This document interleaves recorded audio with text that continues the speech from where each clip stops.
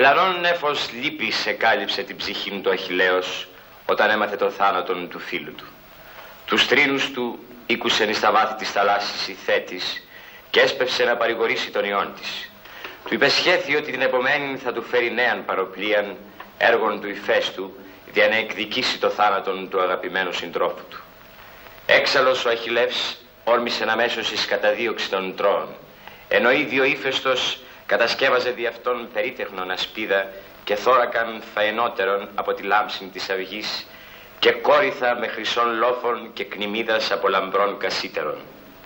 Ταχεία ως ιέραξ έφερε η Θέτης από τον Όλυμπον εις τον Ιόν τα μαρμέρων. Ο Μπαρμπαόμηρος είναι λιγάκι δύσκολος στη χώνευση όταν τον πάρουμε στα σοβαρά. Γι' αυτό πρέπει να κάνουμε κάτι που θα τον κάνουμε πιο ευχάριστο. Ο κύριος επιθεωρητής! Καλημέρα σας κύριε επιθεωρητά. Κύριε καθηγητά, προλίγου σας ξέφυγε από το στόμα σας κάτι φρικτόν. Φρικτό, τι φρικτό? Είπατε το θείο όνειρο Μπάρμπα.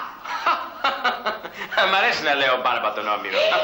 Ανήκουστον! Ανήκουστον! Μα γιατί κάνετε έτσι? Εμείς οι Έλληνες λίγο ή πολύ όλοι έχουμε κάποια συγγένεια με το Μακαρίτη. Μακαρίτη, είστε ανεδείς! Ανάγωγος!